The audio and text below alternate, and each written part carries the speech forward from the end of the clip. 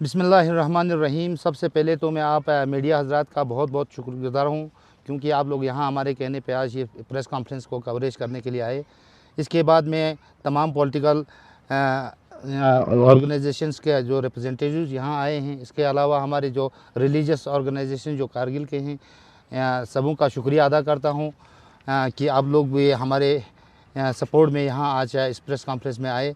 तो मैं यही कहूँगा कि आप लोगों को पता है, हमने रिसेंटली 29 अप्रैल को हमने एक प्रेस कॉन्फ्रेंस दिया था, जो हमारे contractors welfare association, contractors Kargil और हमारे क्रशर यूनियन और हमारे ट्रांसपोर्ट जो यूनियन के जो कुछ उन ट्रांसपोर्टर्स हैं, उनके अलावा हमारे सैंड एक्सकेवेटर्स और इलेक्ट्रिक कॉन्ट्रैक्टर्स और टाटा मोबाइल और मर्चेंट एसोसिएशन के जो कुछ ग्रीवेंसेस थे, उनके बारे में आप लोगों को पहले हमने आपको प्रेस कॉन्फ्रेंस में 29 तारीख को बताया था। क्योंकि आप लोगों को पता है लद्दाख में अनएम्प्लॉयमेंट की रेट बहुत बड़ी है, और इस सिलसिले को कम करने और हमारे लोगों को यहाँ काम मिलने, और यहाँ के जो क्रशर एसोसिएशन हो, हमारे मर्चेंट्स हो, ट्रांसपोर्टर्स हो, उनके उनके जो काम वगैरह जो कम हो रहे थे, उसके रिलेटेड हमने एक ऑर्गेनाइजेशन बनाई थी। आज उसका फॉर्मल इनॉग्रेशन और उसका नाम रखा है हमने Ladakh contractors and commerce association Kargil. तो आज उसका फॉर्मली हम यहाँ उसका नाम आप लोगों के सामने बोल रहे हैं। तो इसमें हमारे पार्टिसिपेंट्स जो यूनियंस हमारे जो हैं, उसमें हमारे कॉन्ट्रैक्टर एसोसिएशन लीडिंग है जो कारगिल की, उसके अलावा truck and transport association, crusher association, sand supplier association, excavators association, electric contractors association, Tata mobile association और मर्चेंट एसोसिएशन है। हमारा एम एंड ऑब्जेक्टिव्स यही है कि लद्दाख में जो भी टेंडर्स निकलते हैं, उसमें LRC या मैंडेटरी किया जाए 10 करोड़ तक के काम के लिए।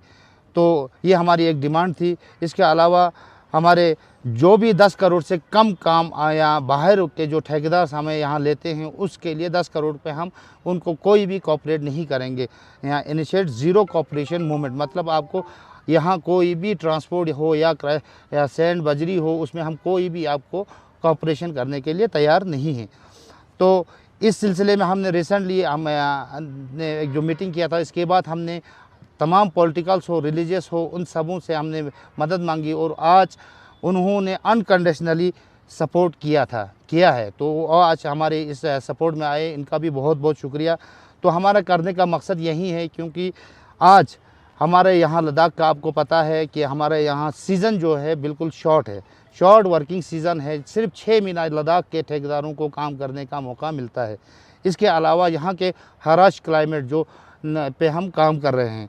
इसके बाद यहाँ हमारे पास दूसरी कोई इकोनॉमी, मतलब हमारे पास ठेकेदारी और ट्रांसपोर्ट के अलावा या हमारे पास सिर्फ शॉप्स, यहाँ जो क्या कहते हैं मर्चेंट्स जो एसोसिएशन के रिप्रेजेंटेटिव हैं, वो शॉपकीपर्स के अलावा हमारे पास कोई दूसरा कोई काम हमारे पास नहीं है।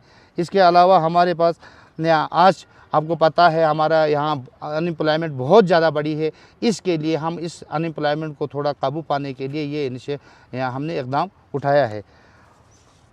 तो इसके सपोर्ट में हमारे पास आज यहाँ इस जमाअतुल उलमा इस्ने अशरिया कारगिल की तरफ से सज्जाद हुसैन कारगिली साहब हैं। इसके अलावा हमारे साथ यहाँ आज शेख हसनैन साहब IKMT के रिप्रेजेंटेटिव आए हैं। इसके अलावा हमारे पास आज सईद अहमद रज़वी जो है अंजुमन साहिब ज़मान के हैं। इसके अलावा हमारे पास तालिब हुसैन सेक्रेटरी अहले सुन्नत लद्दाख के हमारे साथ यहाँ हैं। इसके अलावा मौलाना अल्ताफ़ हुसैन जो रिप्रेजेंटेटिव नूर बख्शिया के हैं, वो भी यहाँ हैं। नासिर हुसैन मुंशी जो हमारे प्रेसिडेंट और इंडियन नेशनल कांग्रेस के, वो भी यहाँ हैं। Abbas Ali president national conference Kargil, वो भी यहाँ है। मोहम्मद अली चंदन, उनके एक रिप्रेजेंटेटिव मोहम्मद हुसैन यहाँ आए हुए हैं। इसके अलावा मोहम्मद हुसैन तमन्ना आम आदमी पार्टी के कोई एक रिप्रेजेंटेटिव यहाँ आए हैं। यहाँ अल्ताफ़ हुसैन काउंसलर और रिप्रेजेंटेटिव लद्दाख ऑटोनॉमस हिल डेवलपमेंट काउंसिल कारगिल के, वो भी यहाँ हमारे साथ हैं। इसके अलावा लद्दाख बुद्धिस्ट एसोसिएशन के रिप्रेजेंटेटिव भी हमारे साथ आज यहाँ हैं। मैं आपके माध्यम से यही गुजारिश करूँगा कि हमारे UT एडमिनिस्ट्रेशन हो, बाकी जो हमारे एडमिनिस्ट्रेटिव सेक्रेटरीज हों, उन सबों से यही कहूँगा कि 10 करोड़ तक के काम के लिए हमारे यहाँ LRC को मैंडेटरी किया जाए। और इसके अलावा मैं बाहर के जो भी ठेकेदार हैं उनसे भी हाथ जोड़ के यहीं वो कहूँगा कि 10 करोड़ तक के काम फ़िलहाल आप यहाँ ना भरें, क्योंकि आपको हम बिल्कुल कोऑपरेट करने वाले नहीं हैं। Thank you. बिस्मिल्लाहिर्रहमानिर्रहीम। आप मीडिया से ताल्लुक़ रखने वाले हज़रात का दिल किया में गहराई से शुक्रिया। सबसे पहले मैं Ladakh contractors and commerce association Kargil को मुबारकबाद पेश करना चाहता हूं कि उन्होंने जितने भी हमारे ट्रेड यूनियंस थे उन सब का एक एमलगम बना के अपनी यकजहती का इज़हार किया। यकीनन ये वक्त की बहुत बड़ी ज़रूरत थी। हम जानते हैं 2019 के बाद जब से लद्दाख को यूटी का दर्जा दिया गया तब से लेकर अनएम्प्लॉयमेंट की शरह जो है बहुत ज़्यादा बढ़ गई है और इस वक्त हिंदुस्तान का पहला यूटी है जहां सबसे ज़्यादा अनएम्प्लॉयमेंट है।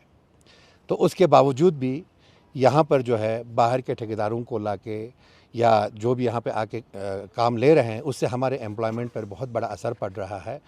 तो इन्होंने एक बहुत अच्छी और खुशाइन स्टेप उठाया है, उसके लिए मैं उन्हें मुबारक किया है। और इंशाअल्लाह आइंदा भी आप लोग अपने इन डिमांड्स को जो है सभी मिलकर मुतहदा तौर पर उठाएंगे तो यकीनन आपकी डिमांड जो है पूरी होगी। तो मैं इसमें बहैसियत डिस्ट्रिक्ट प्रेसिडेंट कांग्रेस कमेटी जो हमारे Ladakh contractor and commerce association Kargil को फुली सपोर्ट करता हूं और इंशाअल्लाह इनके जो भी मुद्दे हों हम हमेशा पेश रहेंगे इनके साथ और इनके मसाइल को हल करने की कोशिश करेंगे।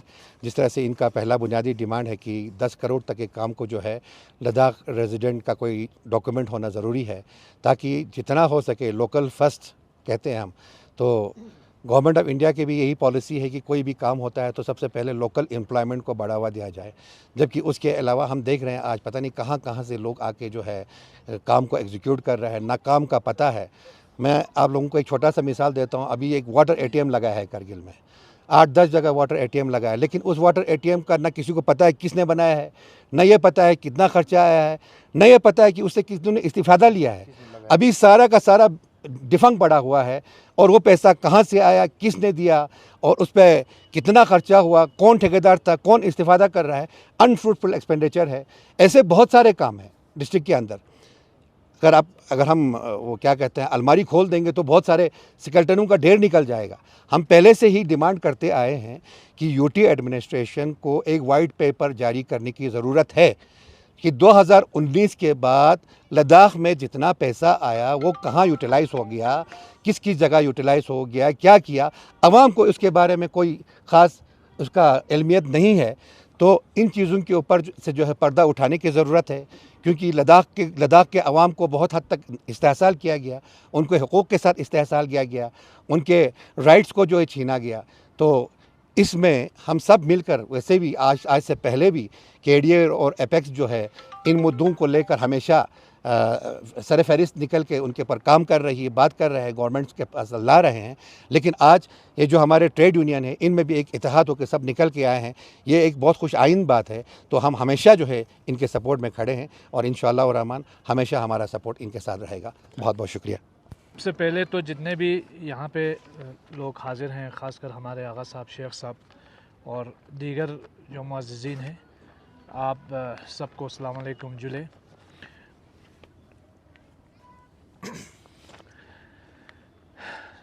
ये जो एक लंबे समय से हमारे लद्दाख में ख़ासकर करगिल के अंदर ये डिमांड थी कि एक ऐसा एसोसिएशन हो जो यहाँ के लोगों के वसाइल, जो मिनरल्स और फिर जो यहाँ पे कॉन्ट्रैक्ट से रिलेटेड काम हैं उन पे नज़रसानी करे, उस पे सही से जो है वो देखे, उसकी एक अकाउंटेबिलिटी सेट करे।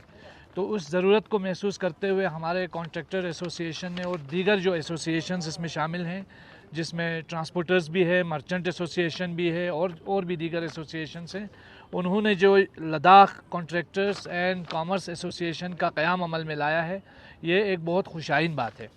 मैं उम्मीद करूँगा कि हमारी ये एसोसिएशन जो है कारगिल के अवाम के मुफाद के तहफ़्फ़ुज़ में हमेशा पेश रहेगी। और एक खुशाइन बात यह है कि आज करगिल की तकरीबन हर रिलीजियस ऑर्गेनाइजेशन से और हर पॉलिटिकल ऑर्गेनाइजेशन से पार्टीज़ के लोग भी इसमें शामिल हैं। ज़रूरत इस बात की है, जैसे कि नासिर साहब ने भी कहा, कि लद्दाख इस वक्त पूरे हिंदुस्तान में अनएम्प्लॉयमेंट का जो रेट है वो बहुत तेज़ी से जो है चरम पर पहुंचा हुआ है। यहाँ तक कि अब हमारा डोमिसाइल भी फाइनलाइज हो गया और हमारे जितने भी रिक्रूटमेंट से रिलेटेड रिजर्वेशन के जो पॉलिसीज़ है वो भी मुरतब हो गई। अब भी कोई नोटिफिकेशन सामने नहीं आया और अनएम्प्लॉयमेंट का एक न थमने वाला सिलसिला है, जिससे हमारा पढ़ा लिखा तबका जो है वो फ्रस्ट्रेशन का शिकार है। तो हम साफ कहेंगे कि ये जो आइडिया ऑफ यूनियन टेरिटरी है ये बुरी तरीके से फेल हो गया है। 5-6 साल गुजर रहे हैं, इस वक्त तक वो हमारे किसी भी इशू को सही मानों में एड्रेस करने में नाकाम हुआ है, पहली चीज़। दूसरी चीज़, एम्प्लॉयमेंट से लद्दाख को दूर करने के बाद, ब्यूरोक्रेसी की लायर से लद्दाख को हटाने के बाद, दूसरी जो लायर है हमारा, जो दूसरा जो हमारी इकोनॉमी का बैकबोन समझा जाता है वो हमारे कॉन्ट्रैक्टर्स हैं, चाहे वो लेह के अंदर हो, करगिल के अंदर हो, हॉटेलियर्स हैं, मर्चेंट एसोसिएशन से रिलेटेड लोग हों, या फिर कॉन्ट्रैक्टर्स के फील्ड से जो ठेकेदारी से वाबस्ता जो अफराद हैं, उन लोगों को भी तरह तरह के गुनागों मुश्किलात का सामना है। और एक सोशल इंजीनियरिंग करके ब्यूरोक्रेसी के थ्रू इनको भी बिल्कुल सड़क पे लाने का काम इस वक्त यूनियन टेरिटरी में हो रहा है। हम यूनियन टेरिटरी एडमिनिस्ट्रेशन में बैठे हुए ज़िम्मेदार हैं, उनको ये बता देना चाहते हैं कि अगर वो ये समझते हैं कि हम आंख बंद करके बैठे हुए हैं तो ये उनकी गलतफहमी है, ये उनकी भूल है। लद्दाख के लोग समझ रहे हैं, देख रहे हैं कि किस तरीके से यहाँ रिसोर्सेज की लूट खसूट हो रही है, किस तरीके से लोगों के हुकूक ज़ाया किए जा रहे हैं।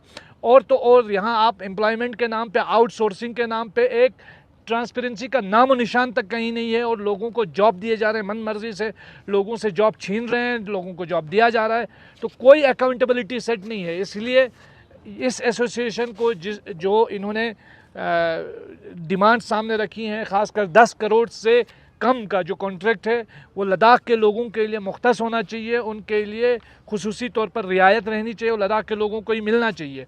इसके अलावा जो 10 करोड़ से ज़्यादा के काम भी हैं उसमें भी लद्दाख के लोगों को प्रायोरिटी मिलनी चाहिए और रिलैक्सेशन होना चाहिए। और जो इस तरह के टर्म्स एंड कंडीशन सेट करके लद्दाख के लोगों को साइडलाइन किया जा रहा है उस चीज़ से बिल्कुल हाथ पीछे हटाना चाहिए। यूटी एडमिनिस्ट्रेशन को प्रो लद्दाख पॉलिसीज़ की तरफ तवज्जो देने की ज़रूरत है। बदकिस्मती यह है हमारे पास सिंगल इस वक्त एक डेमोक्रेटिकली इलेक्टेड इंस्टीट्यूशन है LHDC का, उसको भी डिसएम्पावर करने की कोशिश की जा रही है और ब्यूरोक्रेसी के तहत उसको जो है ना बिल्कुल साइडलाइन करके फैसले लिए जाते हैं, मन मर्जी के फैसले थोपे जाते हैं। तो ये सिलसिला फिलफौर बंद होना चाहिए। तो मैं जमीयतुल उलमा इस्ना शरिया करगिल के रिप्रेजेंटेटिव की हैसियत से इस एसोसिएशन को सपोर्ट करता हूँ और हमारा एसोसिएशन, हमारा ऑर्गेनाइजेशन भी इसको, इदारा भी इसको सपोर्ट करता है। लेकिन इनसे यही रिक्वेस्ट है कि आप करगिल के मुफादात की हिफाजत करें और उसमें पेश रहें और करगिल की तरक्की में एक रियलिस्टिक अप्रोच के साथ आगे बढ़ें, ताकि उस कमी पेशी में जो कमियां हैं या कमज़ोरियां हैं उसको भी एड्रेस करते हुए, उन चीज़ों को भी हल करते हुए आगे बढ़ें, ताकि हम एक सॉलिड और एक ट्रांसपेरेंट तरीके से करगिल की डेवलपमेंट में आपके कंट्रीब्यूशन को देख सकें। बहुत बहुत शुक्रिया सर। कुछ अहम सवालात हैं कॉन्ट्रैक्टर एसोसिएशन से। LRC का मुद्दा तो आपने अभी रखा है, 10 करोड़ से नीचे LRC का आपने मुद्दा रखा है। लेकिन उससे पहले यहाँ पे जो है काम चल रहा था बहुत सारे शोबे में, खासकर R&D में तो करोड़ों का काम चल रहा है। लेकिन जब से आप लोगों ने प्रोटेस्ट किया है, बंद किया है, तो ये इसका असर पूरा डेवलपमेंट पे, तामीर और तरक्की पे पड़ रहा है। आप देख सकते हैं हमारे टाउन में एक इंडोर स्टेडियम बन रहा था, वो तकरीबन 1 महीने से बंद है। तो इसका असर भी तो हमारे कौम पे पड़ रहा है, क्योंकि हमारे सीज़न नहीं है। तो इस पे भी आप क्या राह हल निकालना चाहते हैं इसको, इन चीज़ों को कंटिन्यू करने के लिए?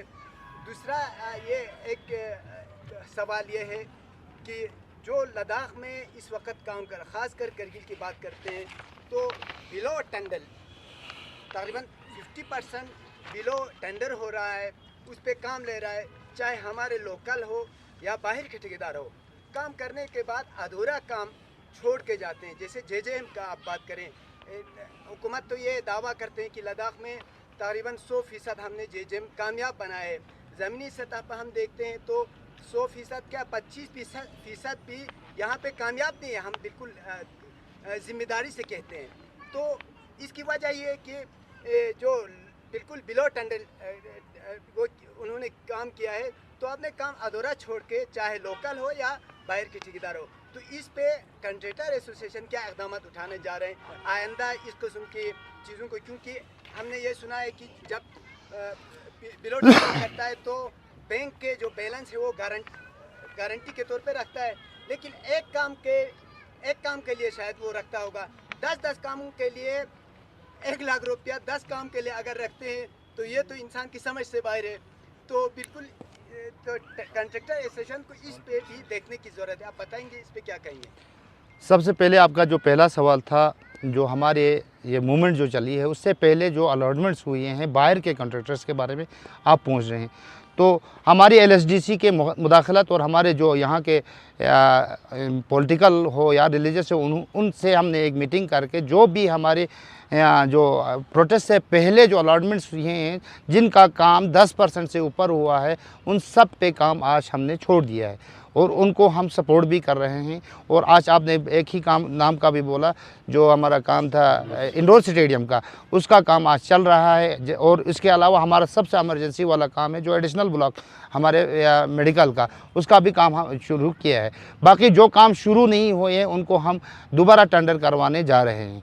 तो ये हमने इकदाम उठाए हैं। उसके अलावा जो बिलो का आपने एक मुद्दा उठाया है, बिलो का जाने का मकसद ही यही है क्योंकि आज आपको पता है कारगिल यूटी लद्दाख अनएम्प्लॉयमेंट में 1 नंबर पे पूरे इंडिया पे आ रहा है आज।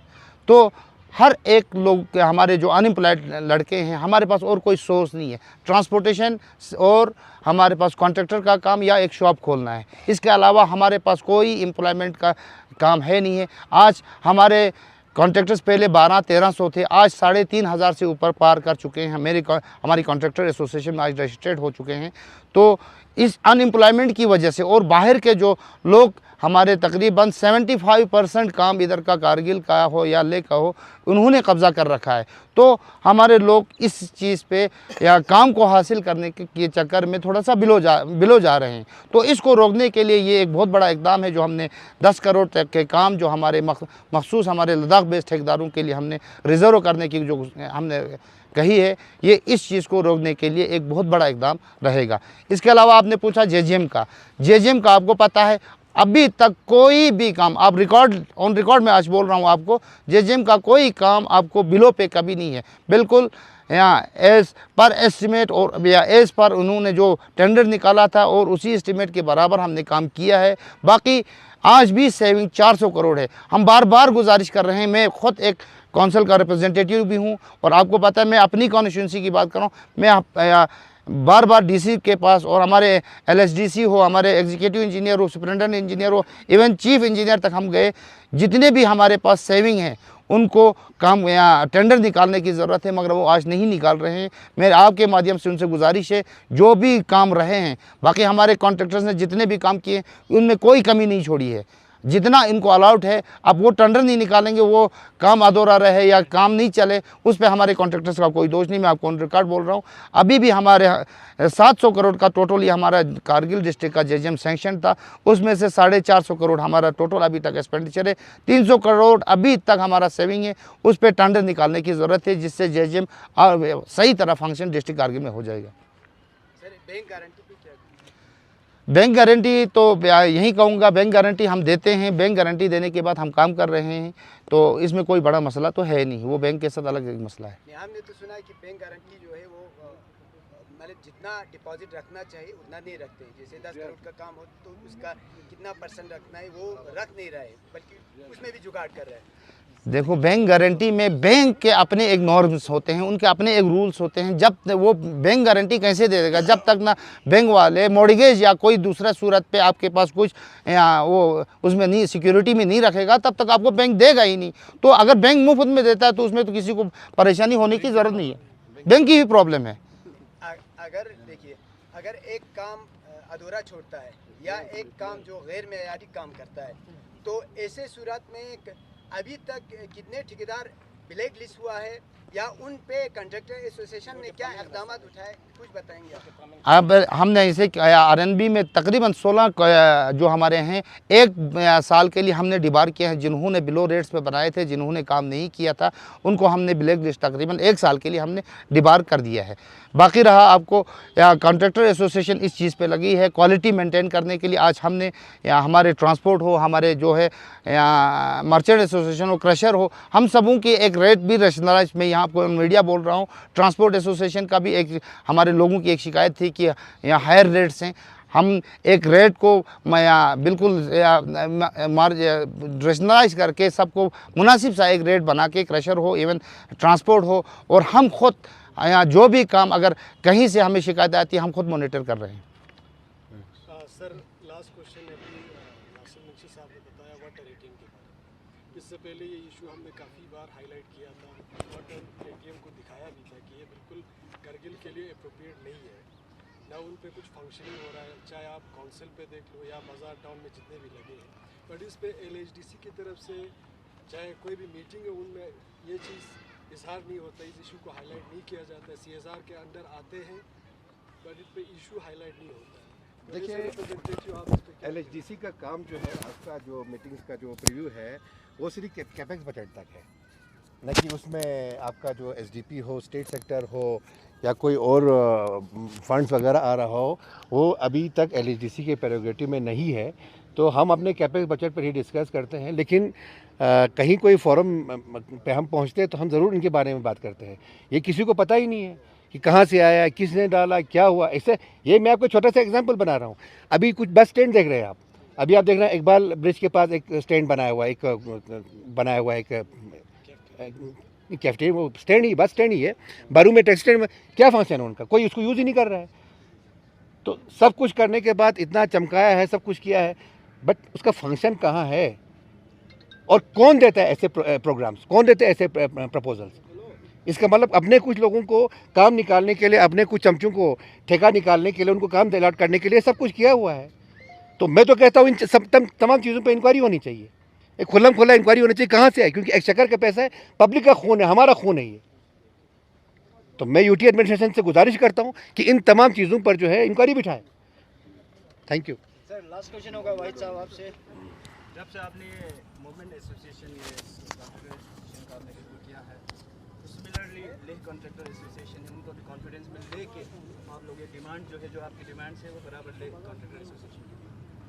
यकीनन ये जो इनिशिएटिव लिया था सबसे पहले लद्दाख लेह के कॉन्ट्रैक्टर्स ने नहीं, हमने पहले 29 तारीख को हमने ये शुरू किया था यहाँ पूरा कारगिल में। इसके बाद हमारी कॉन्टेक्स्ट में लेह में ही हैं और उनके बाद उन्होंने भी शुरू किया और उन्होंने भी रिलीजियस हो, पॉलिटिकल हो, हर एक को ऑन बोर्ड लेके ये एजिटेशन शुरू किया है। और आज हम फॉर्मली इसका नाम भी अनाउंस करके हमने पूरे हमारे जो कारगिल के जो रिलीजियस हो, पॉलिटिकल हो, उन सब को यहाँ हमारे साथ मीटिंग करके इसको आगे बढ़ाने की कोशिश कर रहे हैं। और इंशाल्लाह हम विद इन 3-4 दिन के अंदर ले जाके हम गोरदेर से भी मिलेंगे। और सबसे पहले तो हम ले के जो लीडर जो हमारी ऑर्गेनाइजेशन बनी है उनके साथ एक अहम मीटिंग करके उसके बाद हम सब मिल के पूरा गवर्नर हो, हमारे एडमिनिस्ट्रेटिव सेक्रेटरीज हो, उन सब के पास जाके इस मसले को आगे लेने की कोशिश करेंगे। अगर हल ना हो हम आगे सेंटर तक भी जाने की कोशिश करेंगे। इसमें एक चीज़ हमारी भी ये है, हमने जो हमारे कॉन्ट्रैक्टर एसोसिएशन से रिक्वेस्ट की है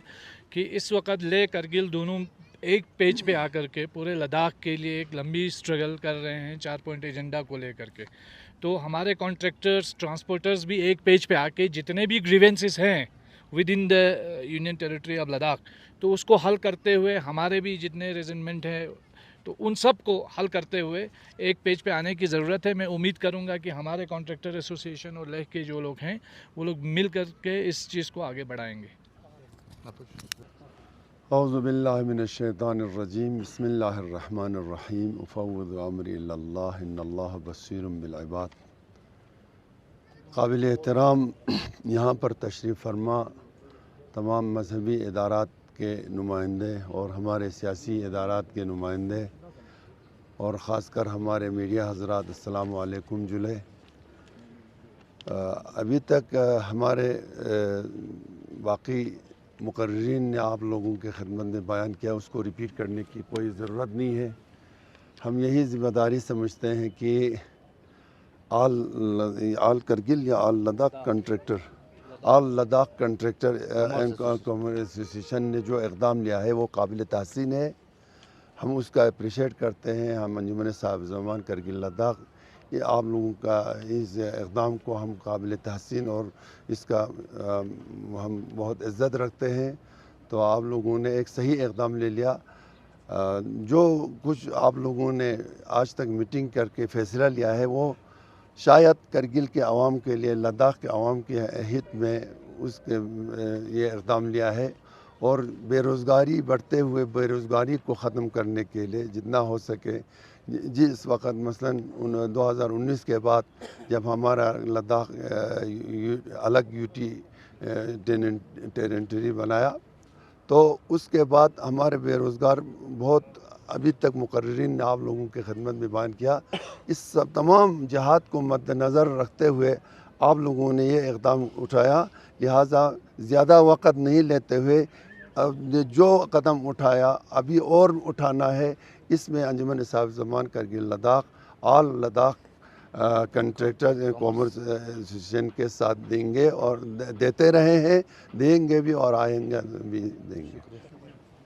सबसे पहले मैं यहाँ पर आए हुए हमारे Ladakh contractor and commerce association और उसके साथ साथ यहाँ पर हमारे अंजुमन साहिब ज़मान और इस्लामी स्कूल और IKMT और हमारे काउंसिल के और बाकी जितने भी यहाँ पर मर्चेंट एसोसिएशन है, ट्रांसपोर्ट एसोसिएशन है, सभी लोगों का बहुत बहुत शुक्रिया अदा करता हूँ। मैं आज यहाँ पर हमारी पार्टी की तरफ से आया हूँ और एक क्लियर बात कहना चाहता हूँ। जो भी कदम यहाँ पर हमारे मर्चेंट एसोसिएशन, हमारे कॉन्ट्रैक्टर एंड कॉमर्स एसोसिएशन ने उठाया है, हमारा फुल्ली इसमें सपोर्ट है, क्योंकि यकीनन ये एक हक़ की बात है। जिस तरह से आज हमारे कॉन्ट्रैक्टर्स और हमारे जो बेरोज़गार लोग हैं उनके साथ जो नाइंसाफ़ी हो रही है, तो ये यकीनन बहुत ही अफसोस की बात है। और हमें उम्मीद है कि हमारी यूटी एडमिनिस्ट्रेशन, ख़ास तौर पे हमारे गवर्नर लद्दाख जो है, हमारे इस इशू को जल्द से जल्द जो है इसको हल करने की कोशिश करेंगे। क्योंकि अगर जहाँ तक हमारी पब्लिक का सवाल है, हमारे लोगों का सवाल है, ये आवाज़ आज नहीं उठी है, बल्कि हमारे जो कॉन्ट्रैक्टर एसोसिएशन के प्रेसिडेंट हैं वाहिद साहब, उन्होंने इससे पहले भी एक दो बार प्रेस कॉन्फ्रेंस करके जो है हमारे आला अहदेदारान के सामने इस इशू को रखने की कोशिश किया है। और जिस तरह से हम देख रहे हैं, हमारे लद्दाख कॉन्ट्रैक्टर एसोसिएशन और बाकी जितने भी हमारे लद्दाख के अंदर कोई भी ऑर्गेनाइजेशन है, चाहे वो रिलीजियस हो, चाहे वो पॉलिटिकल ऑर्गेनाइजेशन हो, वो यकीनन सपोर्ट कर रही है। और ये बिल्कुल वाज़ेह है कि ये एक नाइंसाफ़ी जो है हमारे साथ हो रही है। तो हमें उम्मीद है कि आने वाले टाइम में हमारी यूटी एडमिनिस्ट्रेशन जो है इस इशू को सीरियसली टेकअप करेगी और जो भी हमारे मसले मसाइल हैं, ख़ास तौर पर हमारे वाहिद साहब ने कहा है कि हमारे यहाँ पर बेरोज़गारी बहुत ज़्यादा उरूज पर है, हमारे यहाँ पर कोई इंडस्ट्रियल सेक्शन या रोज़गार के दूसरे कोई ये ज़राए हैं नहीं हैं। हमारे पास ले दे के यही मर्चेंट्स दुकानदारी और यही कॉन्ट्रैक्टर का काम और ट्रांसपोर्टेशन का काम, इससे बढ़कर हमारे पास दूसरा कोई ज़रिया नहीं है। तो जिस तरह से हमारा मेन डिमांड है कि जो 10 करोड़ के काम हैं, 10 करोड़ के काम तक के हमारे जो काम होते हैं उनमें हमारे यहाँ के कॉन्ट्रैक्टर्स को जो है एलिजिबल किया जाए। तो एक जेन्युइन डिमांड है, यही एक तरीका है वाहिद जिसके ज़रिए जो है हमारे लद्दाख के लोगों को, हमारे अनएम्प्लॉयमेंट जो बच्चे हैं उनके लिए एक रोज़गार का जो है मौका मिल सकता है। तो मैं ज़्यादा वक्त ना लेते हुए वाहिद साहब का बहुत बहुत शुक्रिया अदा करता हूं और हमारी पार्टी की तरफ से हमारा जो है 100% सपोर्ट जो है इस एसोसिएशन को है और हमेशा रहेगा। हम वाहिद के साथ जो है हमेशा शाना बशाना खड़े रहेंगे। बहुत बहुत शुक्रिया। यहाँ प्रेस कॉन्फ्रेंस में आए हुए सारे रिलीजियस लीडर्स और एसोसिएशन के जितने भी रिप्रेजेंटेटिव्स हैं उन सबको मैं मुबारकबाद देना चाहता हूं कि आप सब ने मिलकर एक इनिशिएटिव लिया है और लद्दाख कॉन्ट्रैक्टर्स और कॉमर्स एसोसिएशन करगिल LCCA का फॉर्मेशन किया है।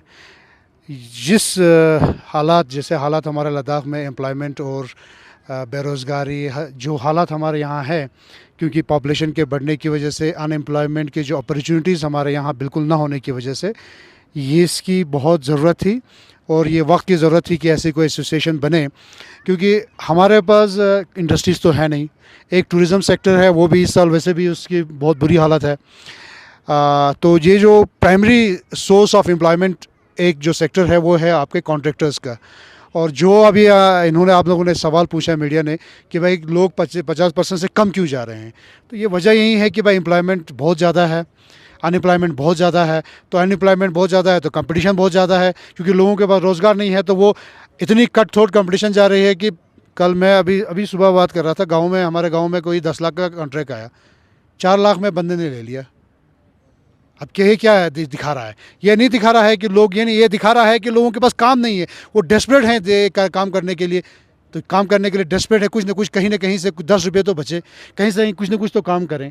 तो ये हालत, इस तरह की हालात बन चुके हैं।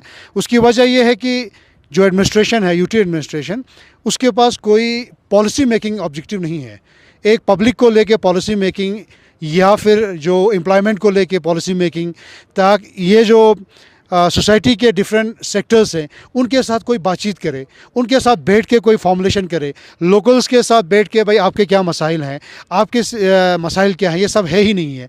एक ब्यूरोक्रेट है जो दिल्ली से आया हुआ है, वो वैसे ही चलाता है जैसे वो दिल्ली में है, वो उसी हिसाब से, वो एक कॉर्पोरेट क्या के पर्सपेक्टिव से देखता है, वो एक दिल्ली के पर्सपेक्टिव से देखता है। वो ये नहीं देखता है कि भाई हमारे यहाँ पे यहाँ की जो सिचुएशन है उसके हिसाब से उसको जो है, और सबसे बड़ी जो त्रासदी है, सबसे बड़ा जो परेशानी जो यूटी बनने की है, वो ये है कि जो पॉलिसी मेकर्स हैं वो बाहर से हैं।